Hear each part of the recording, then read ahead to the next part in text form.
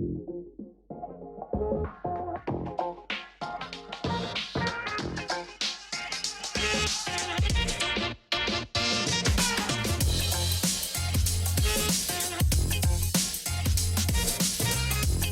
everyone. This is your host, Akil Jabbar, and welcome back to another episode of SaaS District. In today's episode, we'll be talking about the symbiotic relationship between performance and brand marketing. Today, we have our guest, Kamil Rextin, joining us. Kamil is the general manager of 42 Agency, a B2B agency that helps SaaS companies scale demand generation and build RevOps infrastructure. He has worked in RevOps Growth and Demand Gen for the last 12 years at companies like CrowdRiff and Uberflip. He uses a scientific approach when it comes to marketing. So rather than believing whatever is trending, he experiments, and whatever proves to be effective is what matters to him. So welcome, Kamil. Super excited to have you on the show today. Thank you. Happy to be here. Yeah, so let's start this episode off really simple, right? Like just for our audience to kind of set the base here. Can you start off by sharing to our audience, what is demand generation? Oh, great question. So the way I view demand generation is any marketing that is focused on directly generating pipeline and revenue. So you can call it direct response, you can call it performance marketing, you can call it growth marketing, you can call it whatever have you. And also in my view, demand generation also includes a little bit of the RevOps work, because ultimately, like, I view demand generation as an umbrella that includes marketing plus RevOps, the backend infrastructure, experimentation, all that stuff. And I tend to view as demand gen as something that happens when you sell to more enterprise or up-market companies, where you're partnering up with your sales team on revenue goals, versus growth marketing might be something where you're selling more SMB freemium, where you're getting people on a trial, and then the product and the lifecycle pieces take over to get them to convert into a customer. Got it. So you run your agency, 42 Agency. So you're working more RevOps. You're working with sales teams and helping them generate pipeline. These are more kind of maybe enterprise clients. Does that sound about right? Yeah, we do work with some SMB folks as well, but the majority of our focus is more on the enterprise side. Enterprise side? Okay, great. All right, so good to have that kind of background. So, and then we have, when we're thinking about building pipeline, there's two thoughts, right? You have demand generation, and then you also have brand marketing, right? We're trying to decide, the difference between them. Where should we spend? Where should we focus our attention, especially when it comes to the higher market industry? And as a founder, should I choose one or the other, or how do they kind of complement each other? So a friend of mine, Michael Lorenzo, he wrote this great essay about the false dichotomy between brand and performance. So we tend to view them as two different things that serve two different purposes, but actually they're pretty complementary. And essentially the way I view it is brand marketing gets more people to buy in 12 months, like a more longer term view. And performance marketing is focused on getting people to buy in the short term. So if you only do brand marketing, you're focusing more on the people who are not in market right now and getting them aware of your product, because how are they ever going to buy your product if they don't even know you exist and who you are? But if you only do performance marketing, you're going to run out of people to sell to, because there's only a finite number of people who are actually looking for a certain product at a given time. So it's kind of like complementary to each other, because if without brand marketing, you're going to run out of oxygen pretty soon on your marketing side, because there's very tactical example, there's X number of searches on Google for a certain keyword every day or every month, and there's like a finite ceiling to that. But then there's a whole other universe of people who might fit into your ideal customer profile, but they're not actively searching on Google. So make them aware that, hey, we exist, this is a problem we solve for. And that's more of a longer term play, versus performance marketing might be focused on, hey, we need to generate revenue in this quarter, so we need to hit our revenue goals. And can you do, if I'm thinking of how they complement each other, if you're doing one or the other. Okay, so if you're doing brand marketing, okay, I understand. It's more of a long-term play. You're building the trust with the leads, and then eventually they come to you. They already have that trust, and you have that recognition of your brand. But if you're only doing performance marketing and you don't have any brand, would you say you're as effective? If you don't do any, say zero brand marketing, would your conversion, you think, would be equal? Your conversion rate? I think you'll see an uplift in conversion. So we have done some studies on our side where we looked at customers and we built a data model on our customers, trying to understand what is the impact of brand marketing, which I can define as like video campaigns on YouTube. Like, what is that? And because video campaigns on YouTube are not like, nobody's clicking and directly going to the website and signing up for a product, but they might see it and then they might come back from another channel. So we do see an uplift in like brand campaigns. When brand campaigns are running, you tend to have a lower CPC, lower CPA on your performance marketing campaigns. The other thing is that performance marketing itself can also help reinforce a brand just by the virtue of you keep seeing somebody's ads all the time everywhere. So like you go on LinkedIn, you go on Facebook, you go somewhere else, and you like their ads pop up. And they're like, okay, it's like that's also sort of reinforcing that brand in the prospect's mind. Makes sense. Okay. So it's always worth kind of doing both if you can, but short term, you want to hit up some demand gen. Yeah. What are some, maybe say top 3 or 5 mistakes that you see, B2B SaaS companies making when they're trying to implement, demand gen and RevOps kind of together? And that's where you come in and see the opportunity, right? Yeah. A couple of things. One is it's technical infrastructure. They don't have it set up right. They don't have the right tracking code. They don't have the right parameters. They don't have the campaign set up right. Especially on paid social and display, creative can make a big difference. So a lot of companies will run campaigns with like terrible creative, and then they write it out and it doesn't work. But we found that creative makes a big difference. Not understanding channel economics. So like, if I'm selling to a larger target market like SMBs, Facebook might work better for me because it's lower cost and has a wider reach. But if I'm selling to more enterprise companies, I might be investing more in LinkedIn because I can get hyper-targeted on enterprise and like build our custom audiences, account-level audiences, all that stuff. Not only treating channels in isolation. So we've seen this a lot where YouTube ads will have an uplift in organic and direct. So like when you're running YouTube ads, you tend to see an uplift in organic and direct conversions. Where you stop YouTube ads, they go back to it. So even though you can't directly attribute something to a YouTube ad because YouTube by nature, like clicking on it, you can't write it off a channel because it's like a media mix. So it's like YouTube, search, paid social, billboards, all that stuff sort of working together, not in isolation. Got it. So you mentioned about the creative piece. What is the main issue there? Do you see that the quality is this image versus video, or just kind of the it's just not as quality images? We actually see static images perform better for direct response campaigns than video. But it's like you have to, when we think about creative, it's not just your ad in the feed. You're also like Netflix is trying to reach the same audience because they're not just VP marketing at a SaaS company, they're also watching Netflix. So like Netflix might be running their ads. They might be seeing ads from Monday.com or whatever. So like you kind of have to stand out in the feed. If your creative is like just like everybody else's, it kind of blends into it, then you're not really standing out. So like using a mix of different illustrations. Like we do a lot of creative work for our clients where we use illustration versus static versus motion graphics and like different types and see what works best. Also pushing the envelope a little bit on the brand. So not like completely going off brand, but like pushing the envelope within the brand guidelines. So like making the colors pop a little bit more because, you're on LinkedIn, your feed is white. If you see something black, it kind of stands out more versus like something with a white background that might kind of blend into the feed itself. Yeah, that makes sense. And then you mentioned also about, LinkedIn ads, that's kind of a good channel to focus, especially if you're going kind of more enterprise. And that's something we hear a lot about founders who want to experiment with LinkedIn ads, or they have, but, with the enterprise client, it's also a longer sales cycle. So how do you kind of justify, right? You run it for 2 months, maybe you'll generate a bunch of leads, but enterprise client is not going to close in that month. So what is that kind of process? What do you recommend to them there? So there's 2 plays we can do. One is like just look at a cohort of when you generated the leads from LinkedIn and when they close. Because if you run LinkedIn today and you expect to find a closed customer within a month, but your sales cycle is 6 months, that's not realistic.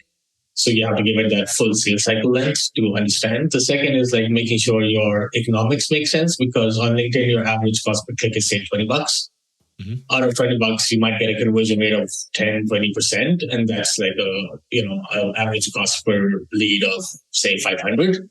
But if your average customer value is $100, then that the economics don't make sense. But if your average customer value is $5,000, then if you can close like a healthy percentage of those demos into customers, then it makes sense. And it's also not just LinkedIn the channel, but what happens after? Like, are they getting followed up on in a timely manner? Are they qualified? Are we getting them on a call or not? Why are they being disqualified? And then also auditing your LinkedIn placements, like your pitch strategies to make sure you're maximizing those, leveraging custom audiences, because you might have a bunch of closed-won customers. You can upload that into LinkedIn, create a lookalike audience.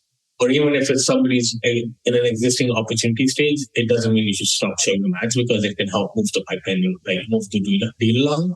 So the messaging for like a top of funnel might be very different than like somebody who's an existing opportunity, but like you can leverage those to like increase your pipeline velocity. And typically for these type of leads, are you pushing them, directly because I know there's a lead gen form? Would you go in a lead gen form and then try and nurture them through email campaigns, or are you just trying to do it them to a demo, to a trial, and then try to push them? Yeah. Most of the time we use a lot of document ads now, because document ads are like native documents in LinkedIn that work pretty well. We use LinkedIn lead forms where we put in their LinkedIn profile URL. Mm-hmm. So even like it's just a sanity check on, is this the right kind of person I want to be talking to?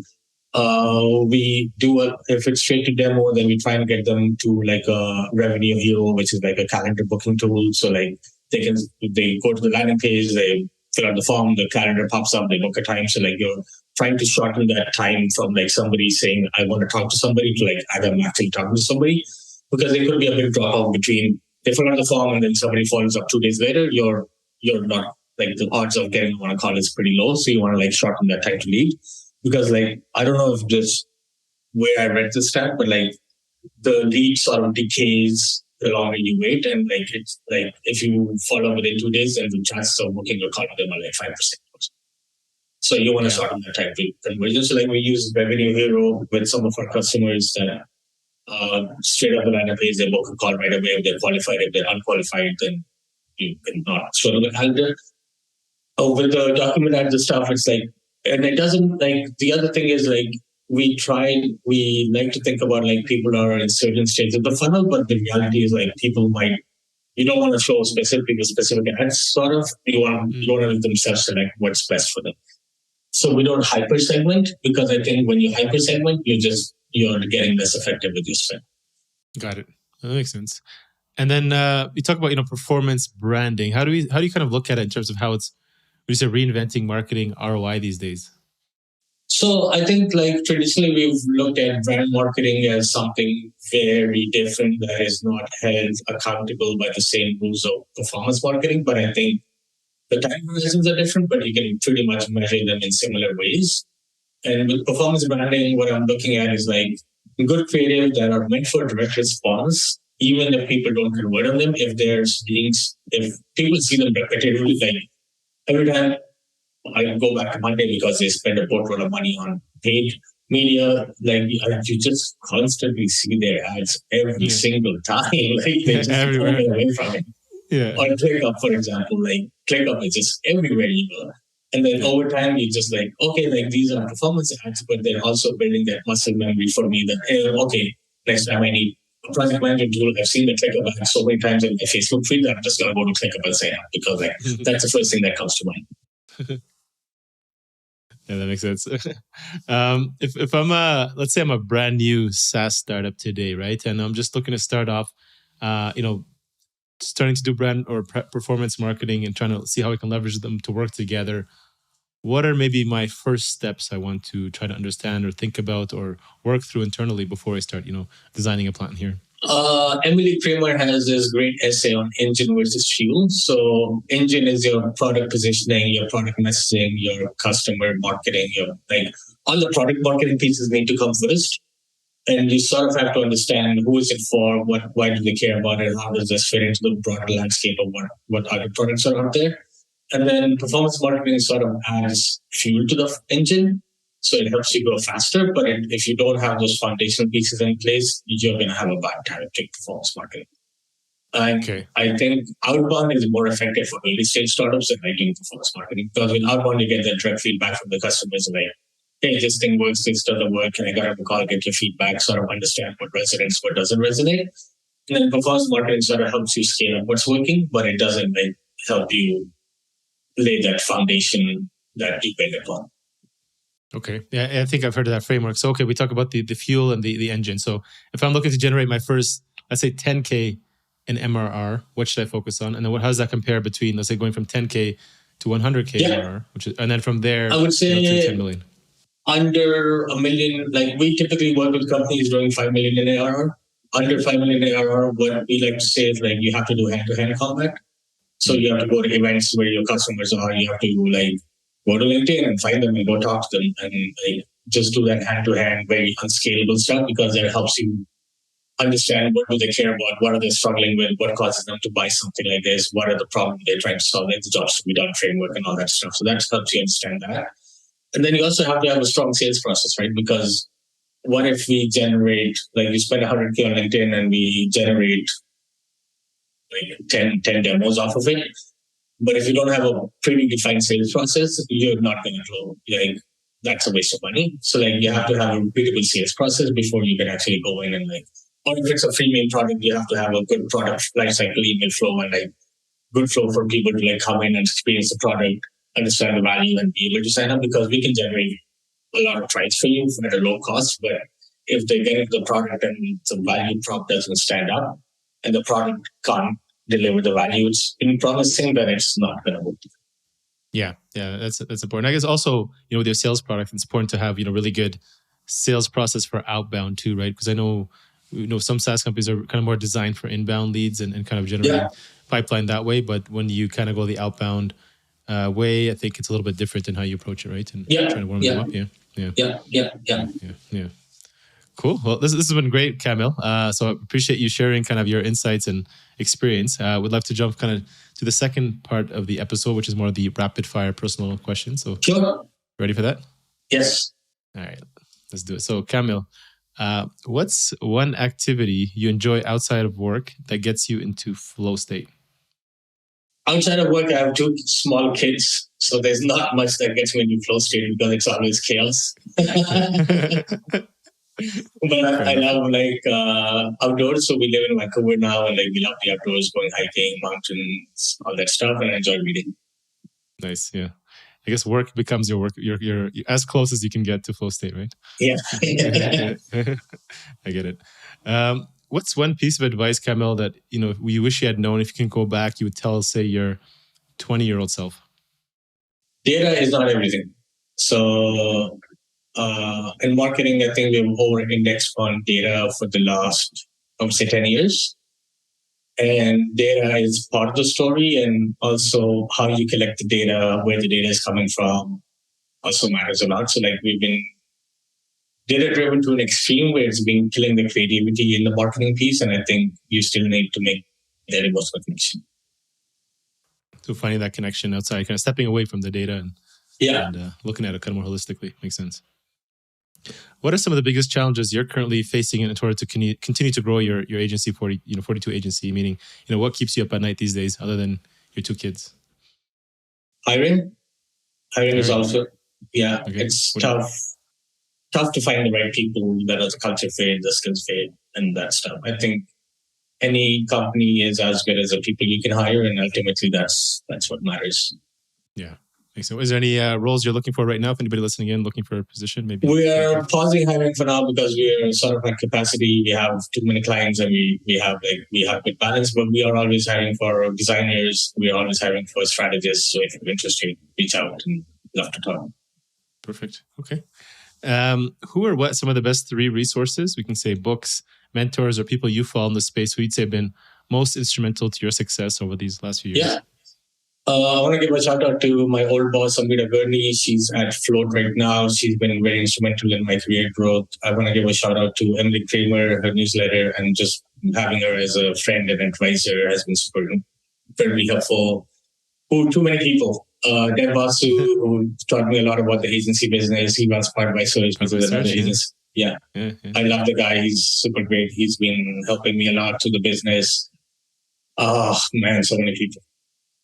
Geoffrey, who's a friend of mine and also a current customer. I want to give a shout out to him. He's at A2X. Geoffrey is head of marketing. I think they might be hiring too, so check out A2X. Tara Robertson, who's been challenging some of my assumptions. She's at Chili Piper right now. Yeah, there's a lot. There's a lot of people. There's a whole list, but yeah, I'll stop there. Any books? Any favorite books? One or two? Creativity Incorporated. It's a story of Pixar. I really enjoyed that book. There was a really great book, Working Backwards, which is the story of how Amazon runs teams. That's been super instrumental. Those are the two that sort of businessy books. Cool. Yeah, I do know Dev. I worked with him, at his agency. We worked, I had an agency in the past, and we worked with him on some projects back in 2016, I think, or so. Oh, wow. Nice. Yeah. It's a good guy. Cool. Ken, what does success mean to you today? Whether personally, business, financial, life? It's no right answer. Providing for my team so they can have financial flexibility, providing for my family so we can have financial flexibility, and then also using some of the giving back to the community, because there was a earthquake in Turkey. I want to be in a position to be be able to give, there's a lot of stuff going on in the world, and I think sometimes as marketer or business people or whatever, we get trapped in this bubble of ours. But there's we need to look outside and take care of the people around us. All right. So seeing the beauty of kind of the financial side of how much it can help you, your family, but also giving back to the community, broader world. Yeah, there's a lot of Afghanistan, Syria, you name it. There's so much stuff happening. So yeah, love it. Thank you. This has been great, Kamil. I appreciate you kind of joining here and sharing all your insights. Yeah, where can founders listening in get in touch with you, learn more about you and your company? We run a newsletter called 42slash.com. We write a ton of our playbooks and our stuff there, so definitely check that out. I'm on Twitter, Kamil Rextin. You can give me a call on Twitter. I'm always there, or email me, Kamil at 42.agency. 42agency.com. 42agency.com. Kamil at 42agency.com. All right, perfect. Yeah. All right, thank you, Kamil. We'll add those links to show notes so people want to hit him up on Twitter, LinkedIn, or also subscribe to his newsletter. That'd be great. So thank you. Thank you so much, Kamil. Thank you. It was a pleasure. Thank you as well. Cheers. Thank you all for watching this episode and joining SaaS District today. Don't forget to like, subscribe, and hit the bell for future episodes where we interview top leaders in the SaaS industry. If you're a SaaS company looking to grow and unlock the true value of your business, get in touch with us at Horizon Capital, and myself or one of our consultants will provide a free assessment to help you get there and hit your goals. If you have any feedback or suggestions for this podcast, please comment down below and help us improve our content for you all. Thanks again, and see you on the next one.